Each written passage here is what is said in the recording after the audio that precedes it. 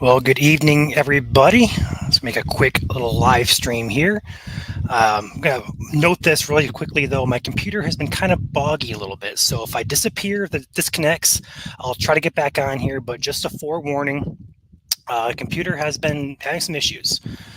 With that being said, though, let's go ahead and dive right in. We missed our weekly stream back on Sunday evening with the jam-packed full week that we had Tuesday with the tornadoes, and we went into the weekend with 3 consecutive days of northern lights. So we missed our window for our weekly live stream here. So unfortunately, I couldn't get on there Sunday, but we're doing that now. So grab a seat and we'll quickly go over the last half of the week here. So number one thing to note here is the next couple of days, including today, this evening, is going to be nice. All right, we're looking at high 70s, mid to high 70s, should I say. And then tomorrow, again, repeat into the 70s here, looking at some of these models. Temperatures staying similar. All right, not going to see too much fluctuation there between the days here across the state, even the UP up there further north getting towards the 70-degree mark. So overall thinking is going to be a very nice week. But as we get toward, we're going to say Friday afternoon or so, is going to be our first chance of rain here. And really our only chance of rain is going to come during the day on Friday here. So looking at the models, diving in really quickly here, temperatures stay similar, mid 70s, may touch 80 toward the weekend. We'll get into that here in a second. But looking at the HRRR model here, looking at the model for forecasted radar, look at how this takes shape here on Thursday, get some possibly scattered showers, UP, West Michigan there. As we get into early Friday morning, the showers are going to kick up overnight Thursday into Friday morning. And then by Friday afternoon, we're going to see some showers and potential storms develop, particularly in northern Michigan. But we're going to go ahead and highlight northern and eastern, the side of Michigan there during the afternoon and evening. On Friday for potential for some showers and storms. We're not thinking right now severe weather, but wouldn't be shocked if one of these storms tries to go rogue and become strong. Again, not thinking severe weather with this, but it does kind of catch our eye just a teeny tiny bit.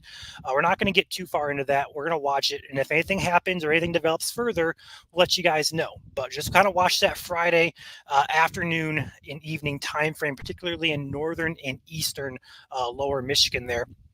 And then as we get toward the weekend, once again, temperatures remain roughly in that 80-degree mark. We're going to say 80 is a good spot for both days, Saturday, Sunday. Could be a degree or two more, a degree or two less, depending on if you're north or south in the state. But overall, that's going to be your week. And we're not going to go too far into next week. We're just going to highlight one thing in particular, and that is Tuesday of next week. We're starting to see an active pattern, not just for us, but to our west out in the plains and parts of the Midwest. Tuesday is going to bring a front through, and we could see some ingredients try to take shape here in the general vicinity of Michigan for potential strong to severe storms. Not a forecast, just something we're going to be watching. Looking at some of these overlays of the graphics here, this is your instability, just one of the ingredients we're going to need. It does show Michigan getting into that zone of unstable air. So we'll be watching Tuesday of next week, but we're not going to get into details just because we're still 6-7 days away. I saw a analogy today from Nick Dunn, who is a weather specialist out of Ohio. It's kind of like a Plinko board. I like that analogy there. You put a Plinko 8 days up, so you go 8 slots up. It's going to fall, and your solutions are at the bottom. It's going to fall any type of way you could get it. But once we get closer to that 3-day time frame or so, that's when we're going to be starting to make these forecasts. So watch Tuesday. That's all we're going to say right now. We could or may not. We may or may not see some strong to severe storms in the state at that point in time. So with that being said, enjoy the next couple of days. Watch for some rain, potential storms on Friday, particularly northern and eastern Michigan. But that's your upcoming week. And then we get into next week. We're looking at much of the same thing between days, between Monday, Tuesday, Wednesday. We're seeing right around 80. That cold front comes through on Tuesday, and then ushers in a little bit cooler temperatures for Wednesday, roughly around that 70-degree mark, depending on where you're at. But overall, as we get toward the end of next week, looking roughly the same, right around that 70-degree mark. So pretty quiet week. Then as we get into next week, it's going to be that time to watch. So pretty easy forecast. But if you guys got questions regarding this, or if you guys want to talk about the Aurora, the tornadoes that we had in Michigan, I am open ears tonight. So the floor is yours, guys. I'll look to the comments here for some of these questions and concerns. But overall, pretty straightforward forecast, and not too much to talk about until we get to that early next week time frame potentially.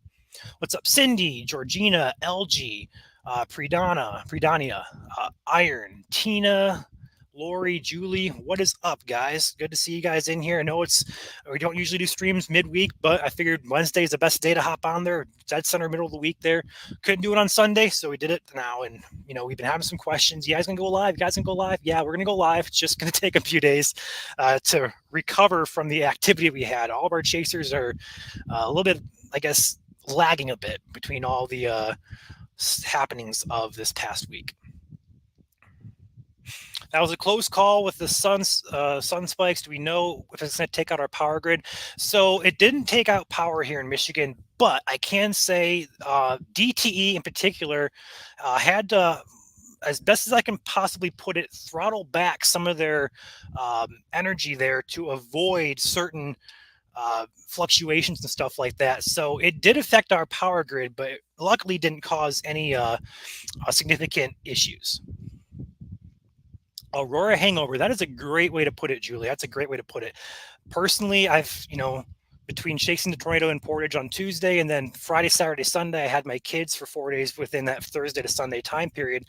I'm getting into Monday and Tuesday, and it's kind of like, I need a break. So I'm dragging a little bit, but I did want to hop on here and give you guys the update. And a lot of our stuff lately has been on the page, text, forecast, stuff like that. So if you guys are missing, check our page. We have a lot of information, Aurora, severe weather, all that jazz. It's up on the page. Are Northern Lights still visible tonight? No, Chrissy, no activities expected tonight with Northern Lights. I do want to say, though, we do have a sunspot region that's rotating into view over the next couple of days. So as we get into the later part of this week, into early next week, and all basically of next week, we'll start being more so watchful for some potential Aurora chances there. So not right now, but we have to kind of watch a couple sunspots. Could produce some solar flares. That could produce some CMEs, which is when it interacts with our magnetosphere. Can get the Aurora to happen. So it takes a few things to happen, but it's looking more so favorable for that next week period. Went from scary storms to lifetime views. Yes, Crystal, that's a great way to put it, and that's indeed how it went. How many tornadoes do we have in Michigan? We had 4. In fact, I have up here the damage assessment toolkit from the NWS, I guess you would say NOAA, NOAA.gov. This is the tracks of each tornado here. They only put one, we call it DI in here for Portage, but Dowagiac and also the Union City, Centerville, Colon, Sherwood tornado is right here as well. And then a secondary tornado formed just to the south of that one. We call it a satellite tornado, and that's also on here. So we had 4. And so far, our total this year is 6 on the year for the state. Of course, Melissa, that's what we're here for.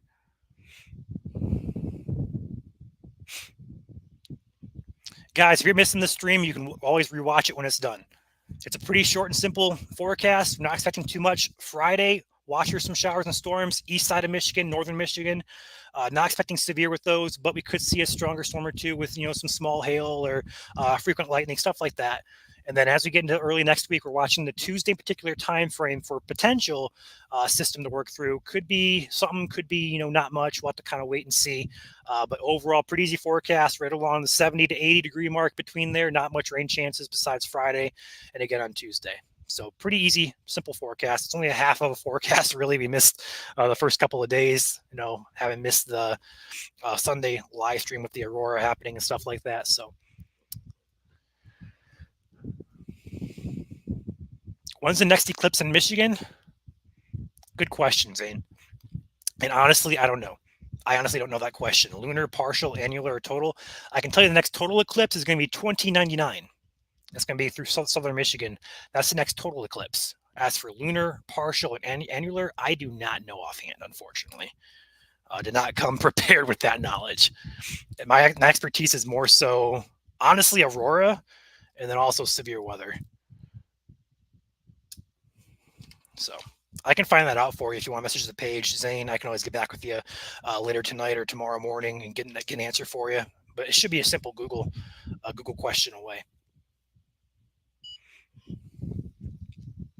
Thank you, Matthew. Hope you're having Hope you're having a good day too.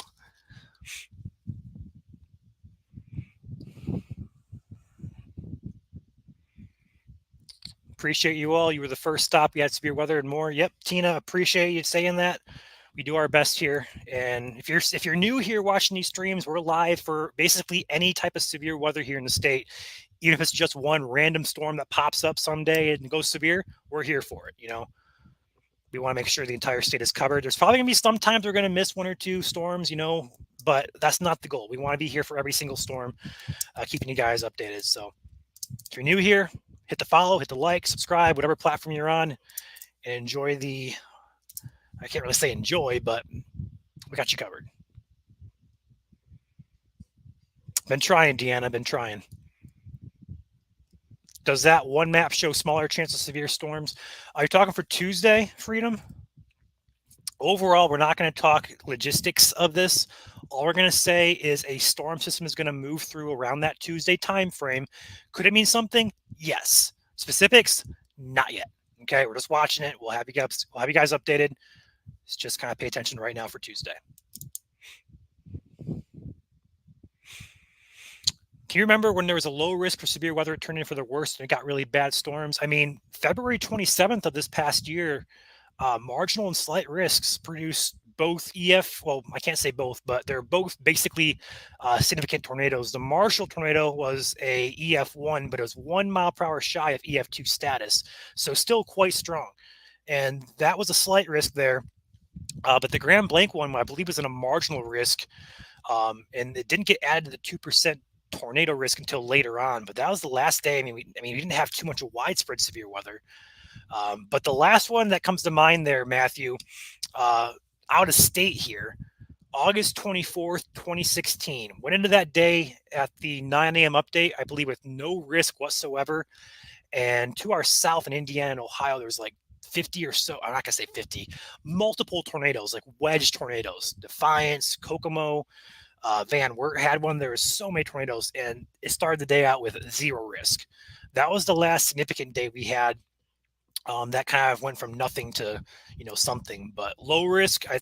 Think back to February 27th. There was a pretty low risk there, but it also goes to show you why marginal risks can and do produce severe weather, including tornadoes. So yeah, it's a low risk, but a risk is a risk. No problem, Sabrina. And yes, Freedom 27th was freakish. It wasn't really, in a way, just because we had the certain things on the surface, like we call them mesoscale details, like the smaller scale. We have our very big low pressure systems that create these potential severe storms. Then we have those smaller details within that system, like we have what we call mesoscale convective vortexes, warm fronts, just things that can really get things to kick up and get going. We had a couple of those things happen on the 27th, including that MCV that kind of spun that storm up near Marshall there. So things came together there pretty well. we talk about things like coming together, like we have ingredients, like we have. We can talk about baking a cake. We have the batter. We have no oven. It takes some domino effects, some dominoes to fall in the right order to get some severe weather here in Michigan sometimes. But sometimes it happens. I think February 27th is actually a good example of that.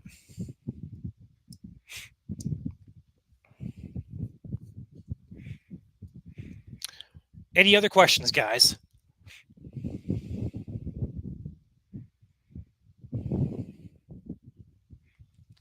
Pretty short and sweet.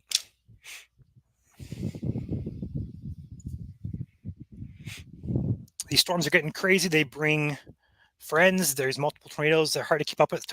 Yeah, honestly, we went from a pretty big lull in activity here in Michigan the past. I'm not gonna say lull, but not as active as it has been the past couple of years.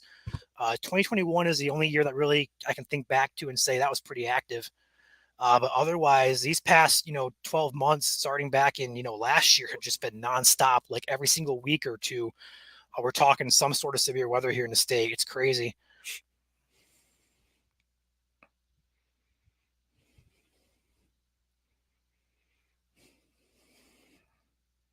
How do you feel about the CSU severe weather forecast?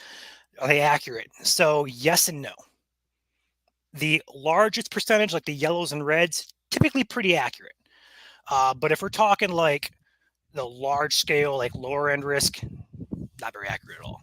They're really good to pinpoint where the heaviest is going to be, so to speak, or the most severe. But after that, don't use it. All right, guys, I don't see more questions here. So I'm going to hop off here. I'm going to enjoy my evening. If you guys can, it's a great evening outside. I have 74 degrees at 50% humidity. So it's perfect outside, if you ask me. Very little wind, but a nice slight breeze there. Overall, though, have you guys a nice end of your week. Pay attention for early next week. Just kind of watching a system there, and then also some showers and storms potentially in East Michigan and Northern Michigan on Friday afternoon. We'll have to keep an eye on that. If anything happens, I'll have you guys updated. But you guys enjoy your night. Thanks for hopping on and joining me here with the midweek stream. Apologize, couldn't get back on Sunday with the activity and stuff, but hope you guys understand that. Be sure to hit the like button on your way out. Consider subscribing to our pages, and you guys have yourselves a safe and lovely evening.